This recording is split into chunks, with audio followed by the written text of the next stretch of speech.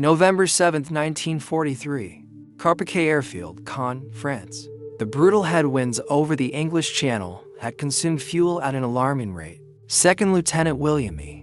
Roach of the 358th Fighter Squadron, 355th Fighter Group, watched his gauges drop toward empty as his Pratt and Whitney RT-800 engine began to sputter. He faced an impossible choice. Ahead lay the safety of England, tantalizingly close yet impossibly far with his fuel situation. Below him stretched a patchwork of French fields, some friendly, most occupied by German forces. One airfield looked remarkably similar to the Allied bases he knew. Roach committed to his approach. The massive Republic P-47 Thunderbolt, serial number 42-490, nicknamed Beetle, touched down smoothly on the grass field. Roach followed a ground vehicle to a parking area, shut down his engine, and only then noticed the Haken crews on nearby aircraft. The Germans he had been fighting minutes earlier now surrounded his cockpit with rifles drawn. Lieutenant Roach's war as a combat pilot was over. He would spend the remainder of the conflict at Stalag Luftwaffe, but the education of the German Luftwaffe was about to begin in ways neither side could have anticipated. What the Germans discovered when they examined Beetle would fundamentally alter their understanding of American industrial capacity and technological sophistication. The P-47 Thunderbolt represented not just a fighter aircraft, but a complete manifestation of American engineering philosophy, production capability, and material abundance. Over the next 18 months, as German engineers methodically disassembled, tested, and flew captured Thunderbolts, they would confront an uncomfortable truth. Germany had not simply fallen behind in the technological race. They had been competing in an entirely different category of industrial warfare. The story of captured P-47s in German hands reveals how overwhelming material superiority, when properly applied to military aviation, could render tactical excellence and pilot skill increasingly insufficient to change the war's outcome. The Thunderbolt would teach German engineers lessons they desperately needed, but ultimately could never apply. Their nation lacked the resources, the industrial infrastructure, and the time to implement what American factories produced as standard equipment. The capture of William Roach's P-47 on November 7, 1943, was not the first time the Luftwaffe had encountered the Thunderbolt in combat. German pilots had been fighting the massive American fighters since April 1943, when the 4th Fighter Group first escorted B-17 bombers into hostile airspace over occupied Europe. Initial impressions from Luftwaffe combat reports reflected a mixture of contempt and confusion. German pilots accustomed to the nimble Focke-Wulf FW-190 and Messerschmitt Bf-109 found the American fighter absurdly large, sluggish at low altitudes, and apparently designed by engineers who had never considered the requirements of aerial combat as the Luftwaffe understood them. Combat reports from German fighter units throughout the spring and summer of 1943 consistently noted the P-47's poor rate of climb, its ponderous handling at lower altitudes, and what they perceived as American pilot reluctance to engage in traditional turning dogfights. The initial assessment among experienced Luftwaffe pilots was that the Thunderbolt represented an inferior design that could be outmaneuvered at medium altitudes where most combat occurred. This assessment would prove catastrophically incomplete, but other details in those same combat reports hinted at something more troubling that contradicted the narrative of American inferiority.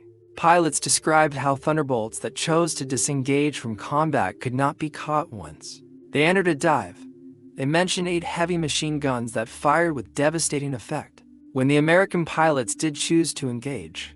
They noted armor protection that seemed impervious to standard 7.9mm rounds, and often resisted even 20mm cannon fire. Most disturbingly, they reported that even badly damaged Thunderbolts continued flying, limping back to England with battle damage that would have destroyed any German fighter. Damaged P-47s routinely returned to base missing sections of wings, with engines streaming oil. With control surfaces shot away, it's still under pilot control. When Lieutenant Roach's intact Thunderbolt rolled to a stop at Carpiquet, the Luftwaffe finally had the opportunity to examine in detail the aircraft they had been underestimating. Local Luftwaffe personnel immediately recognized the intelligence value of capturing a complete, undamaged example of the American fighter. Within hours, Beetle was surrounded by armed guards to prevent sabotage or damage. American markings were swiftly painted over with German Bockenkreuz on wings and fuselage, and bright yellow identification paint was applied to undersurfaces and tail surfaces.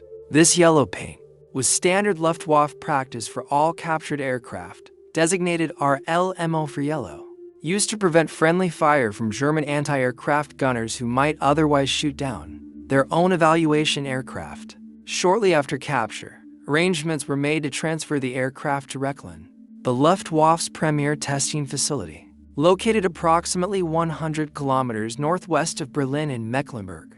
The aircraft received the designation T9 plus FK, the coding used by the Zirkus Roser IS evaluation unit. Hans Werner Lurch, the principal test pilot and chief engineer at Erprobungsstelle Rechlin, was assigned to conduct the initial evaluation flights. Lurch, who would ultimately fly over 125 different aircraft types during the war without ever crashing or seriously damaging a single aircraft, approached the P-47 with professional curiosity, tempered by appropriate caution given the aircraft's unfamiliar systems. His first impression, documented in his logbook and later published in his memoirs Luftwaffe Test Pilot, flying captured Allied aircraft of World War II, reflected surprise at the cockpit's complexity. The instrument panel contained what seemed like twice the number of gauges found in German fighters. Strange levers-controlled systems Lurch had never encountered in German designs. The turbo supercharger system required understanding of exhaust flow management principles that were theoretical in German aviation circles but apparently standard practice in American designs. The constant speed propeller operated differently from German equivalents. Most confusing was the elaborate system of automatic engine management that German pilots handled manually.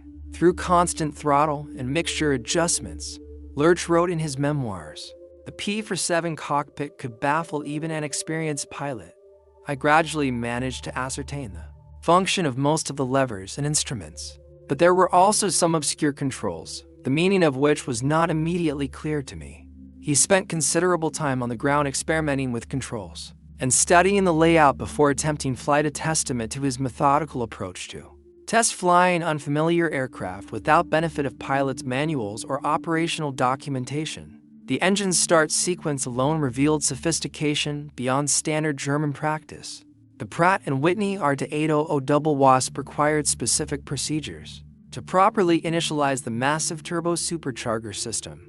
Lurch followed the process methodically, his engineer's mind cataloging each step and inferring the purpose of each action. When the 18-cylinder radial engine roared to life, it produced a sound utterly different from the sharp bark of German inline engines, or even the BMW 801 radial that powered the FW190. This was a deep, powerful rumble that spoke of enormous displacement and tremendous power reserves. Held in check, Lurch taxied carefully, feeling the weight of the aircraft through the controls. The P-47D weighed nearly 10,000 pounds empty, and this example was still carrying substantial fuel and full ammunition load, bringing it closer to 13,500 pounds. For comparison, the FW198, one of Germany's heaviest single-seat fighters, weighed approximately 7,650 pounds empty and roughly 10,800 pounds at maximum loaded weight. The Thunderbolt was genuinely massive for a single-seat fighter, larger than some twin-engine aircraft in Luftwaffe service. Lurch advanced the throttle for takeoff, and the difference between German and American engineering philosophy became immediately apparent.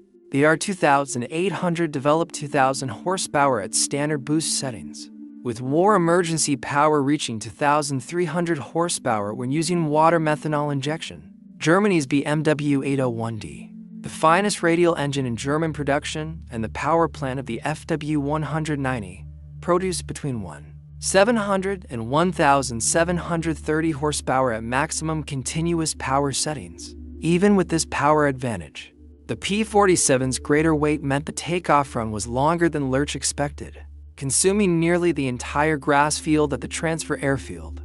But once airborne, Lurch began discovering why German pilots who had fought Thunderbolts only at low altitude had fundamentally misunderstood the aircraft's capabilities. He climbed steadily, nursing the turbo supercharger to operating temperature as altitude increased.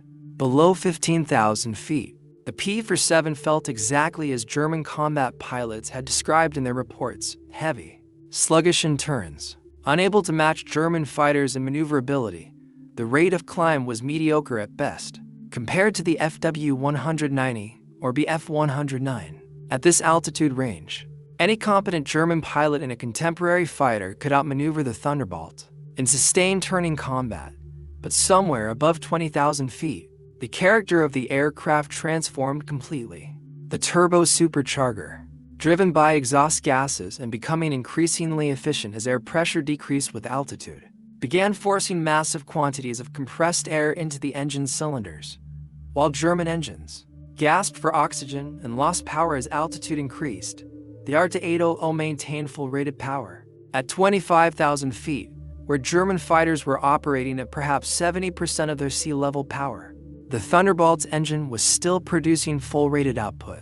Lurch pushed the throttle forward at 25,000 feet and felt the Thunderbolt accelerate with surprising vigor for such a large aircraft. He rolled into a dive to test high-speed characteristics, and the aircraft responded with an enthusiasm that bordered on violence. The P-47 accelerated past 500 miles per hour in a steep dive, reaching speeds where the controls stiffened dramatically as airflow compressed around the airframe. At this speed, recovery from the dive required both hands on the control stick and considerable physical strength.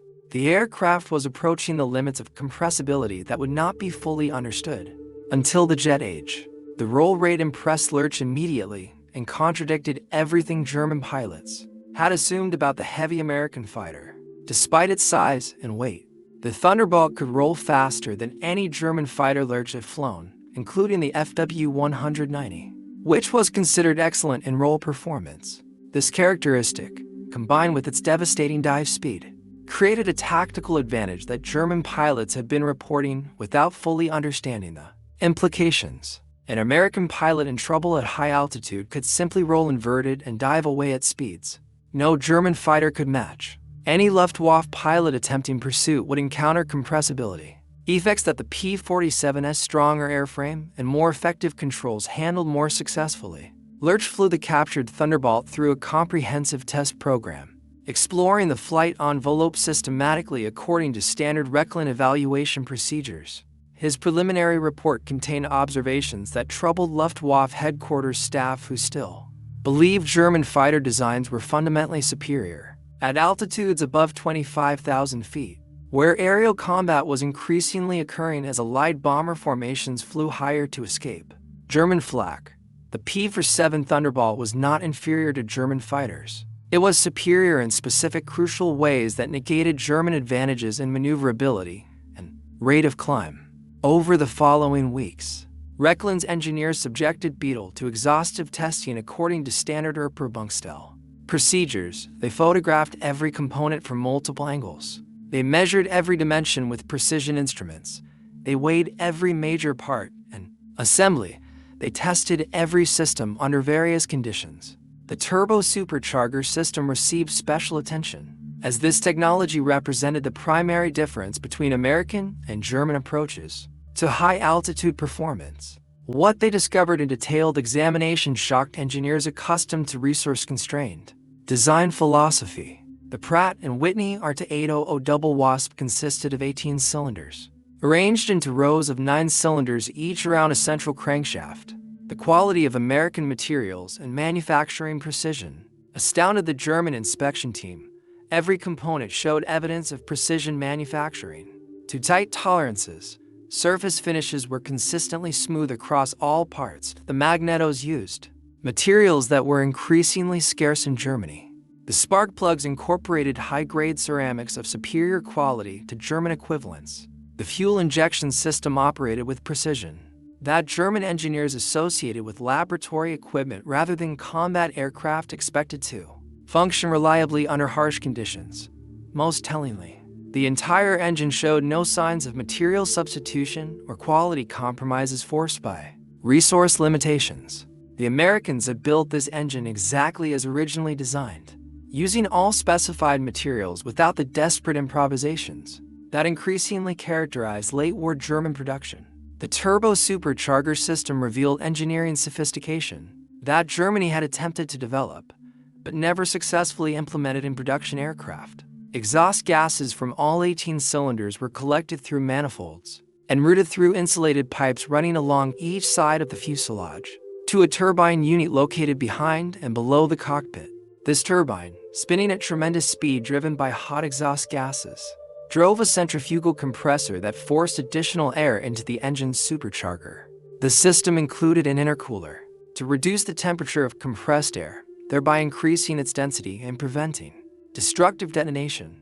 Automatic regulators controlled boost pressure and turbine speed without requiring constant pilot intervention beyond setting the desired manifold pressure. German engineers understood the theoretical principles perfectly. They had conducted experimental programs exploring similar approaches, but implementing such a system in mass-produced combat aircraft had proven impossible given material shortages and manufacturing limitations that plagued German industry by 1943. The turbo supercharger required exotic high-temperature alloys for turbine blades that had to withstand extreme temperatures while spinning at high speeds. The control system demanded precision manufacturing and reliable components. The extensive ducting needed heat-resistant materials and perfect seals to function efficiently. Every element had to work reliably in combat conditions, exposed to vibration, temperature extremes ranging from -60 F at altitude to over 100 F near the engine, and potential battle damage. The Americans had solved all these problems and installed the complete system as standard equipment on every P-47 produced. The turbo supercharger was not experimental equipment reserved for special missions or limited production runs.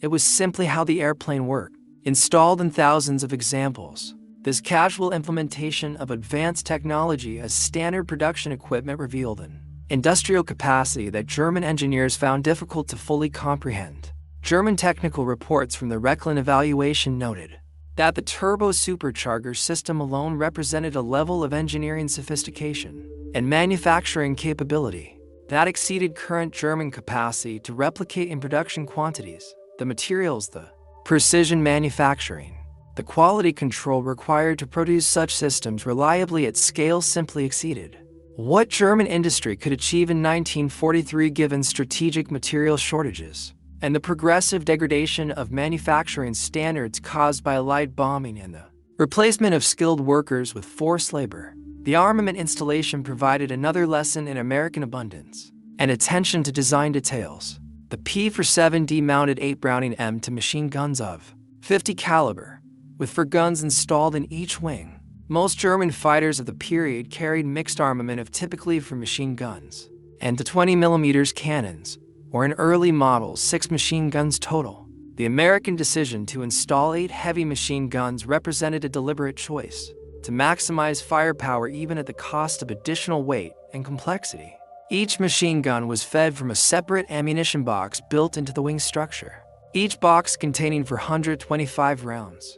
Total ammunition capacity was 3,400 rounds across all 8 guns. For direct comparison, the FW1908 typically carried approximately 2,000 rounds total for its machine guns and 500 rounds total for its cannons. The P-47 pilot could fire all 8 guns continuously for approximately 20 seconds before exhausting ammunition, with the combined rate of fire approaching 100 rounds per second. When all 8 guns were properly harmonized to converge at a single point in space, the volume of fire was simply overwhelming to any target. German test firings of the captured aircraft's armament system documented the devastating effect. The installation quality impressed German armament specialists who examined the systems. Each gun was mounted in an electrically heated bay to prevent freezing at high altitude where temperatures could drop to -60 F or lower. Spent cartridge cases and disintegrating belt links were collected through chutes and ejected through ports in the wing's lower surface, preventing them from damaging the aircraft or interfering with control surfaces. The system functioned flawlessly during Rechlin testing despite firing thousands of rounds, under varying atmospheric conditions, with no jamming or feeding malfunctions recorded. Ammunition quality also revealed another dimension of American industrial capability. The 50 caliber rounds used armor-piercing cores manufactured to consistent specifications, incendiary compounds that functioned reliably, and tracer elements that burned predictably. Testing revealed that American ammunition was consistently more reliable. than equivalent German production, which had suffered quality degradation as strategic materials became scarce. The Thunderbolt's armor protection demonstrated American willingness to accept significant weight penalties in exchange for pilot survivability, a philosophical difference from German design priorities. The cockpit was surrounded by heavy armor plate on multiple sides. The pilot sat in what American designers called an armor bathtub that provided protection from below and from behind. The windscreen incorporated thick bulletproof glass capable of stopping machine gun rounds and resisting cannon shell fragments. Additional armor plates protected critical systems, including oil coolers and the vulnerable turbo supercharger. Total armor weight exceeded 200 pounds, roughly equivalent to the weight of adding 2 additional machine guns with ammunition. German fighters typically carried less comprehensive armor protection, prioritizing lighter weight and better performance while accepting higher pilot casualties as an unavoidable cost of combat operations. The design philosophy difference revealed itself clearly in maintenance accessibility. American designers had clearly anticipated that mechanics working in forward air bases would need to service aircraft quickly, possibly at night, possibly under adverse weather conditions, possibly while under threat of enemy attack. Every major component could be accessed through large panels secured with quick-release fasteners that required only simple tools. The massive engine could be changed in the field within a few hours using standard hoisting equipment and following clearly documented procedures. German fighters, designed with the expectation of factory-level maintenance for major repairs, typically required more extensive disassembly for major component service. This difference reflected American abundance versus German scarcity. The Americans could afford to dedicate engineering resources to maintainability, because their industrial capacity allowed them to optimize designs for operational efficiency, rather than pure production efficiency. The radio installation in the captured P-47 represented another area where American technology exceeded German equivalents. The aircraft carried an SCR-7 for N-command radio for air-to-air and air-to-ground communication, plus an SCR-515A liaison radio providing additional communication channels. Both units operated with a clarity and range that exceeded contemporary German radio capabilities. German radio systems suffered from persistent interference problems that American engineers had apparently solved through superior component design and better shielding. The radios also integrated with an identification friend-Dorfo system that automatically identified friendly aircraft to ground controllers, preventing friendly fire incidents. This level of automated identification represented a sophistication that German forces lacked in 1943. Perhaps the most profound revelation for German engineers came not from any single advanced system, but from the cumulative impression of quality and completeness throughout the aircraft. Every component appeared to be the best possible version of that component that American engineers could design and manufacturers could produce. Nothing was obviously compromised due to material shortages. Nothing showed clear evidence of substitute materials being used because preferred materials were unavailable. Nothing reflected the desperate improvisations that increasingly characterized German late-war production. As strategic bombing degraded industrial capacity and material shortages became acute, German technical reports compiled at Rechlin and distributed through the Luftwaffe Technical Services emphasized this point repeatedly. The P-47 Thunderbolt had been built exactly as the designers intended, using all specified materials and processes with no apparent compromises forced by resource scarcity. This level of manufacturing fidelity to original design specifications was becoming increasingly difficult for German industry to achieve as the war progressed. The flight testing program continued through the winter of 1943 and into early 1944. As additional P-47s were captured and brought to Rechlin for comparative evaluation. On May 29, 1944, another P-47 landed in German hands when 2nd Lieutenant Lloyd S. Halfkick of the 301st Fighter Squadron, 332nd Fighter Group, became disoriented during a ferry flight and mistakenly landed at the enemy-held Rome Ciampino airfield in Italy. His aircraft, serial number 475971, was quickly seized by German forces. This P-47 had previously been the personal mount of George Novotny, an 8 Victory Ace flying with the 317th Fighter Squadron. The Germans transferred the aircraft to Rechlin, where it was initially designated 86. then later transferred to Zircus Rosarius on October 12, 1944, where it received the designation T9 plus LK. The testing data accumulated at Rechlin produced tactical recommendations that were compiled and distributed to frontline Luftwaffe fighter units. These recommendations advised that engaging P-47s below 15,000 feet offered the best probability of success for German pilots, as the Thunderbolt's poor low-altitude performance and slow rate of climb gave German fighters clear advantages in that regime. Pilots were specifically warned to avoid diving away from attacking Thunderbolts, as the American fighter would simply accelerate to speeds that German aircraft could not match in a dive. The reports emphasized that damaged P-47s frequently continued flying despite battle damage that would destroy German fighters, so attacks needed to be pressed home aggressively with concentrated fire, rather than assuming that a few hits would down the aircraft. But the tactical advice, however useful to individual pilots, could not address the fundamental strategic problem that became increasingly apparent. Germany was fighting an opponent with effectively unlimited material resources relative to German industrial capacity. Every damaged or destroyed P-47 was replaced within days from production. That exceeded 300 aircraft per month at peak output. American pilot training programs produced skilled aviators in quantities Germany could no longer match as training was compressed and fuel shortages limited flight hours. The logistics system supporting American Thunderbolt operations delivered fuel, ammunition, and spare parts without apparent constraint, while German logistics deteriorated under relentless Allied air attack. The captured P-47s were eventually transferred to the Zircus Rosarius, the special Luftwaffe demonstration unit commanded by Flugkapitän Theodor Rosarius. This specialized unit traveled to frontline fighter bases throughout occupied Europe, allowing German pilots to see captured Allied aircraft firsthand and learn recognition features and combat characteristics. The demonstrations served dual purposes, both educational and psychological. Pilots learned the visual recognition features and tactical characteristics of enemy aircraft they would face in combat, but they also saw physical evidence that Allied equipment was often superior to their own in specific important capabilities, particularly at the high altitudes where combat increasingly occurred.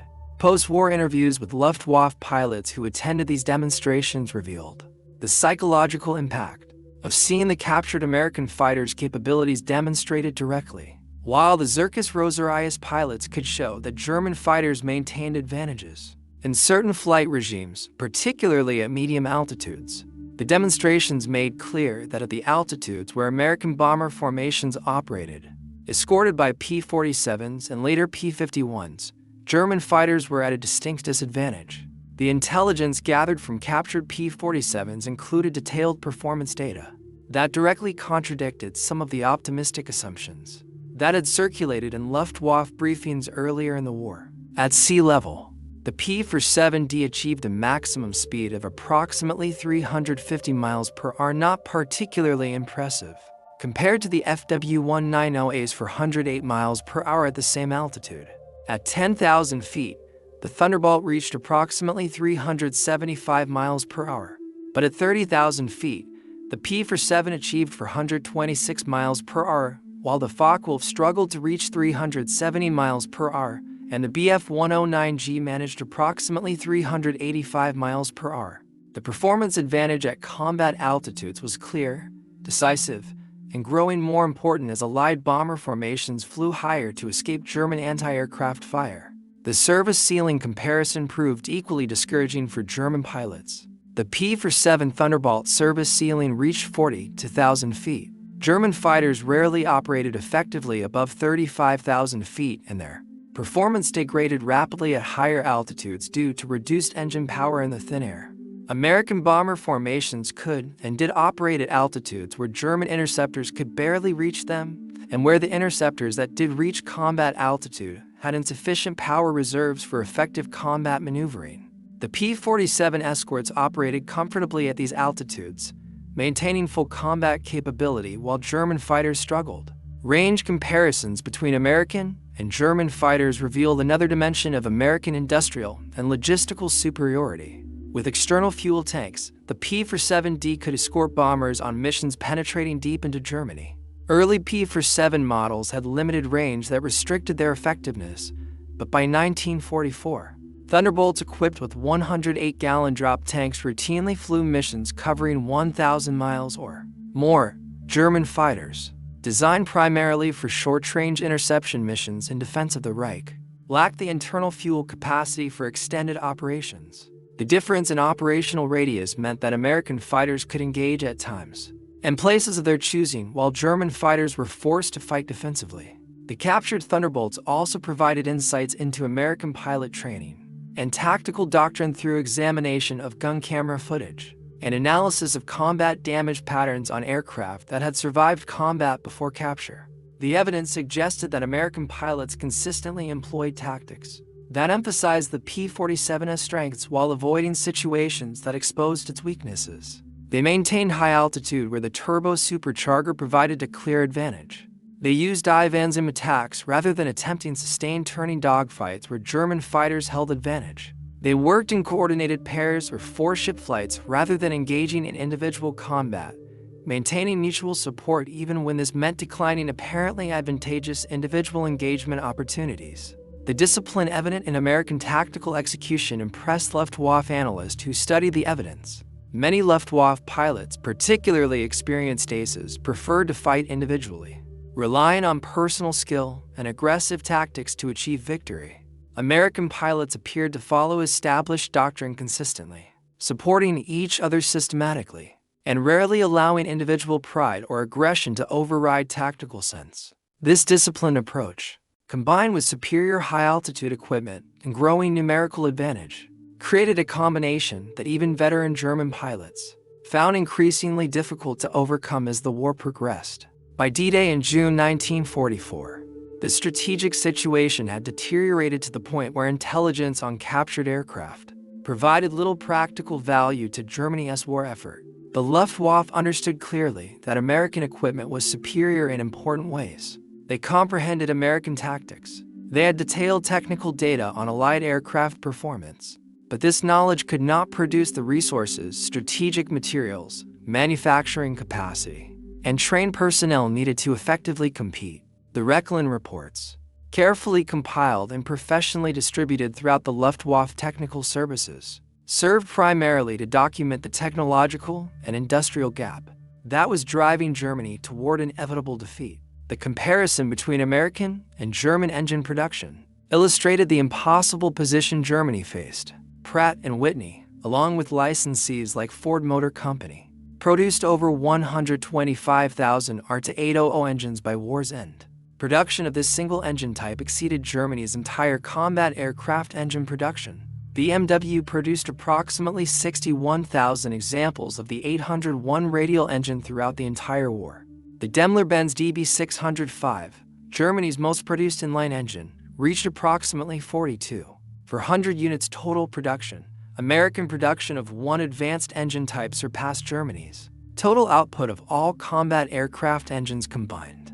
American industry in 1944 produced approximately 96,000 aircraft, while Germany reached approximately 25,000 aircraft of all types. The United States produced 38,000 fighters alone, plus 16,000 heavy bombers, plus thousands of medium bombers, transports, and trainers. When combined with British and Soviet production, the Allied advantage in aircraft production exceeded 5-1 by 1944. The industrial base supporting this production operated on a scale Germany could not match. The Aluminum Company of America alone produced more aluminum than Germany's entire aluminum industry. Individual American steel plants frequently outproduced the entire Ruhr industrial region. The automotive factories that manufactured vehicles operated on moving assembly lines where German plants used batch production methods. Even the machine tools that built the machines that built the aircraft were themselves produced in quantities that allowed American industry to supply not only its own requirements, but also substantial quantities to British and Soviet allies. The captured P-47s ultimately ended their service in the chaotic final months of the European War. The aircraft designated T-9+FK, originally William Roach's Beetle, was recovered by American forces at Gittingen in May 1945, found among a collection of captured Allied aircraft that the Germans had been evaluating. Photographs taken by American forces show the aircraft still wearing partial German markings. parked alongside FW-190s and Bf-109s in what was effectively a museum of captured equipment, documenting the breadth of the Luftwaffe's intelligence-gathering effort.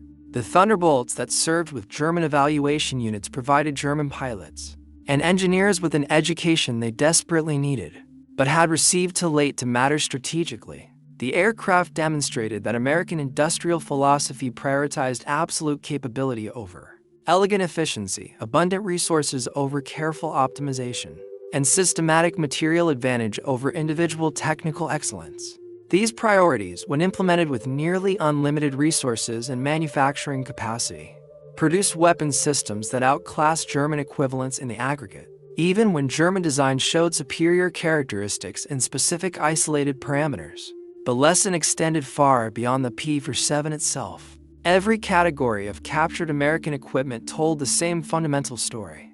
The B-17 Flying Fortress bomber with its quartet of turbo-supercharged Wright Cyclone engines represented a strategic bombing capability Germany never achieved.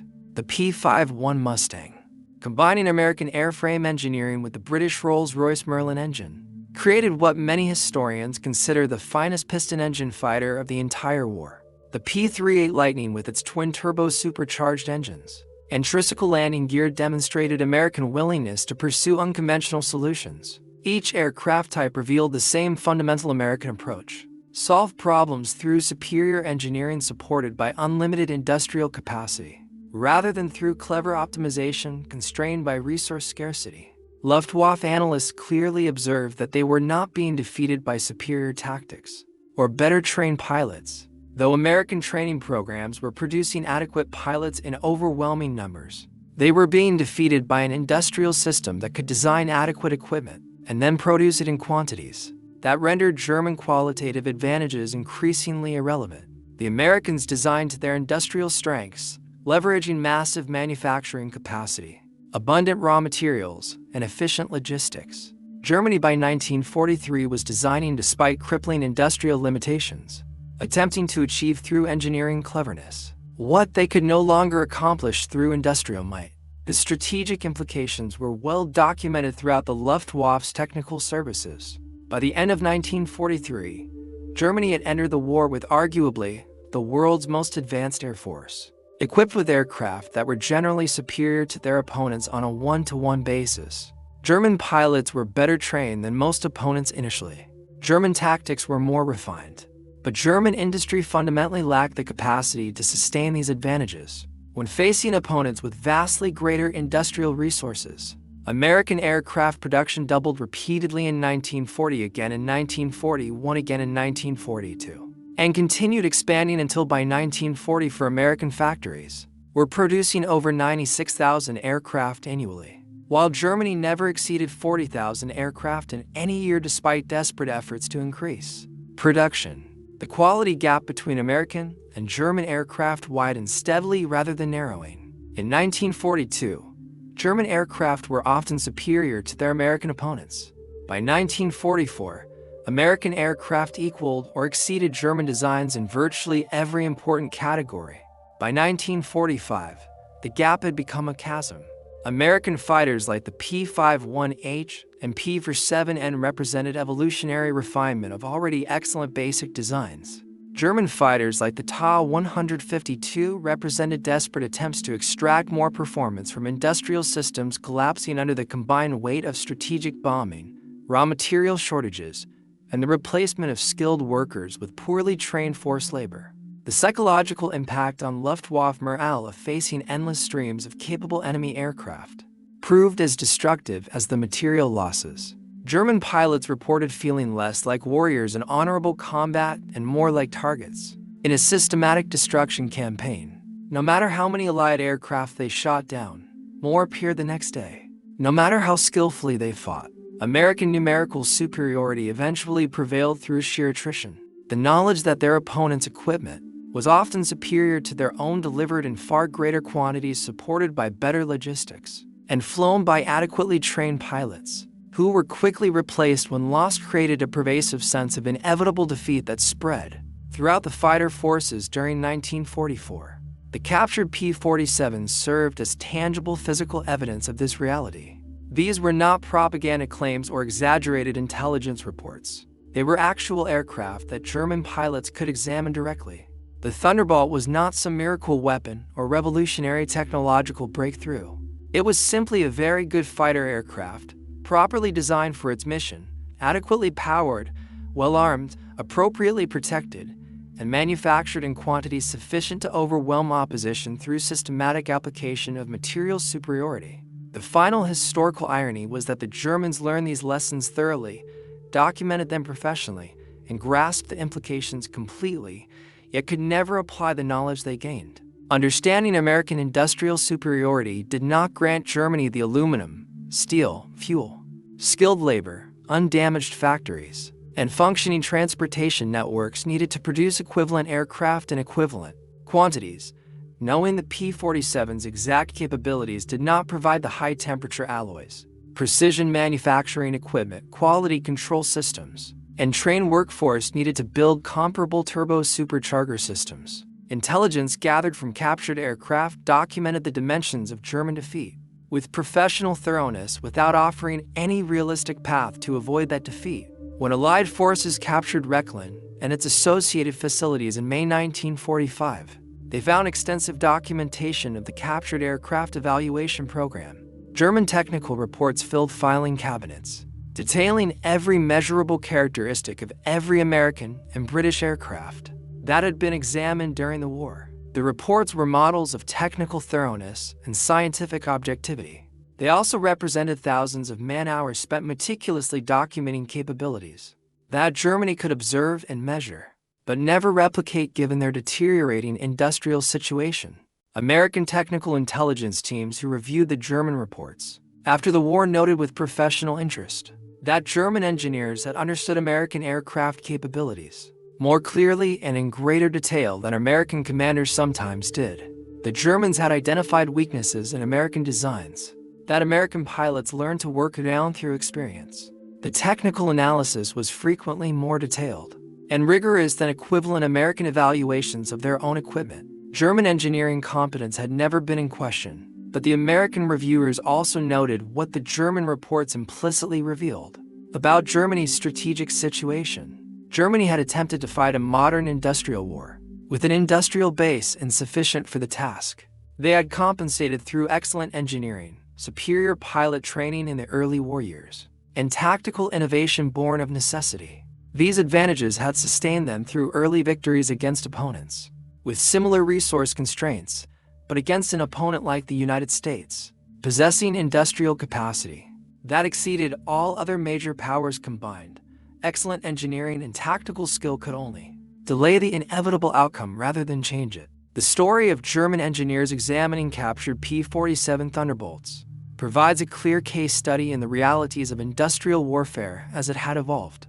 By the Second World War, the Thunderbolt succeeded not because it was the absolute best possible fighter aircraft by every conceivable measure, but because it was a very effective fighter aircraft produced in quantities that made isolated examples of technical superiority strategically irrelevant. American industry built 15,683 Thunderbolts while simultaneously building 15,486 P-51 Mustangs, 10,037 P-38 Lightnings, 13,738 F-6F Hellcats, and 12,571 F-4U Corsairs. Total American fighter production exceeded 70,000 aircraft during the war, and each aircraft represented thousands of hours of skilled labor, tons of aluminum and steel, hundreds of precision components, and manufacturing capacity that Germany could not approach.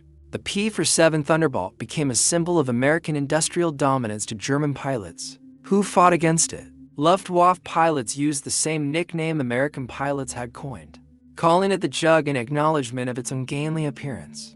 They also called it Dora after the Thunderbird emblem many squadrons painted on engine cowlings. As losses mounted and the strategic situation deteriorated, some referred to it simply as that 8-gun fighter and learned through bitter experience to avoid engaging Thunderbolts at altitudes where the American fighter held tactical advantage, which increasingly meant avoiding combat above 20,000 feet, where the turbo supercharger gave the P-47 decisive performance superiority. By the war's end, P-47 Thunderbolts had destroyed approximately 3,750 to enemy aircraft in aerial combat, while approximately 3,499 P-47s were lost to all causes, including operational accidents, mechanical failures, and ground attack missions. This roughly 1-to-1 exchange rate in total losses appears unremarkable until one considers that Thunderbolt served primarily in the ground attack role from mid-1944 onward, facing intense anti-aircraft fire during low-level missions rather than engaging primarily in air-to-air combat. In the pure fighter escort role during 1943 and early 1944, P-47s achieved significantly better exchange rates, particularly at high altitudes, where the turbo-supercharger advantage was most pronounced. The ground attack role revealed yet another dimension of American design philosophy that emphasized versatility. When P-51 Mustangs with their superior range began taking over bomber escort duties in 1944, the 9th Air Force reassigned many Thunderbolt groups to tactical air support missions. The rugged P-47 with its reliable air-cooled radial engine and heavy armor protection proved exceptionally well-suited for dangerous low-altitude attack missions.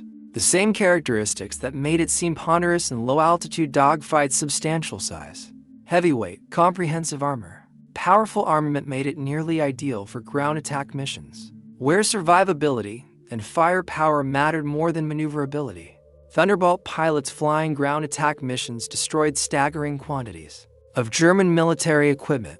Official claims documented through gun camera footage and after-action reports included over 86,000 railway cars, 9,000 locomotives, 6,000 armored fighting vehicles, and 68,000 trucks destroyed or damaged.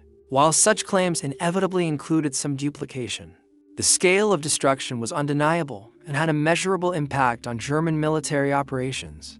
The P-47, armed with bombs and rockets in addition to its 8 machine guns, had evolved into a true multi-role combat aircraft. German ground forces learned to recognize and fear the characteristic sound of Pratt and Whitney RT-800 radial engines at low altitude.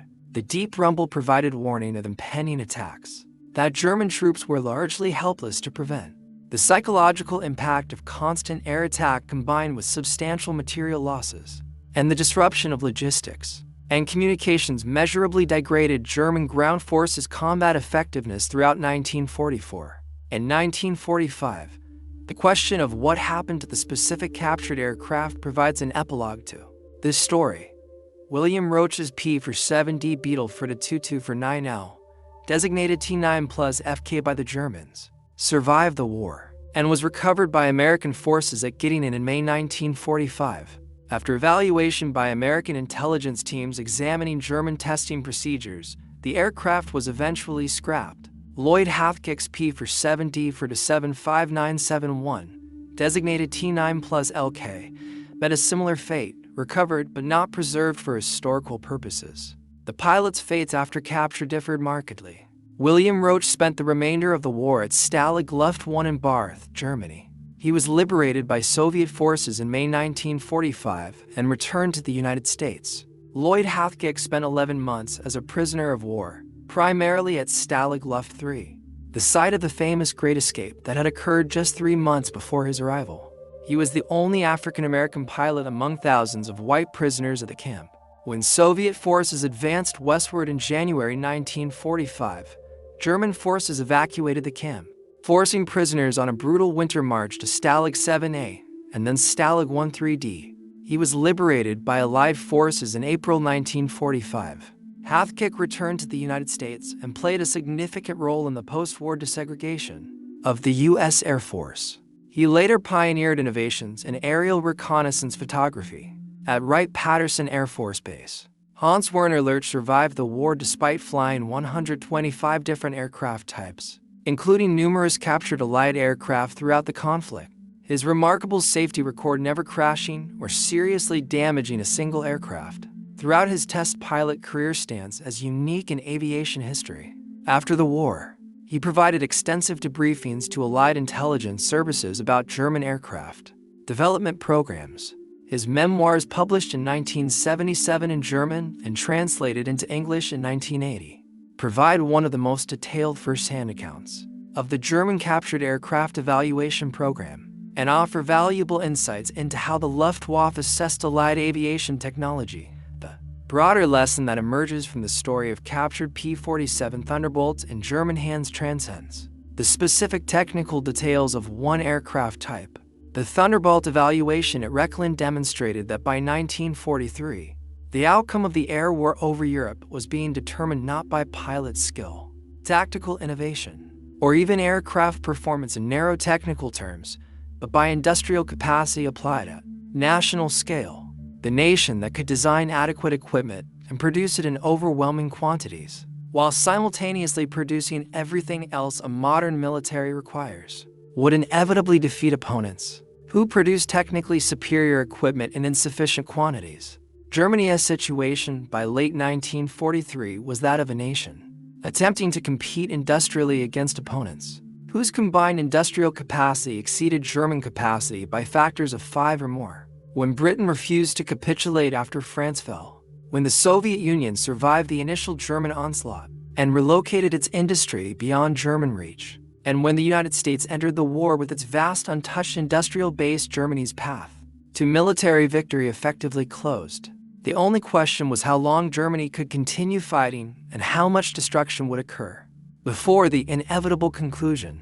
The story of Beetle and the other captured Thunderbolts at Rechlin thus becomes a microcosm of Germany's broader strategic dilemma. German engineers could examine American equipment, understand American capabilities, and accurately assess American industrial strength. This knowledge was professionally gathered, carefully analyzed, and thoroughly documented. But knowledge alone could not produce the aluminum, steel, rubber, fuel, machine tools, skilled workers, undamaged factories, and functioning railroads required to compete with American industrial output. The Republic P-47 Thunderbolt, examined in minute detail by German engineers at Rechlin, proved the final truth about industrialized warfare in the 20th century. Material abundance systematically applied through competent engineering and adequate tactical execution would defeat technical excellence constrained by resource scarcity. The most powerful element in America's arsenal was not any individual technology, however impressive, but rather the complete industrial system that could conceive, design, develop, test, produce, and logistically support thousands of complex weapon systems simultaneously while maintaining quality and continuously improving designs based on combat experience. The captured Thunderbolts taught this lesson with undeniable clarity. German engineers measured it precisely, documented it professionally, and reported it accurately through their chain of command. The lesson arrived too late to matter.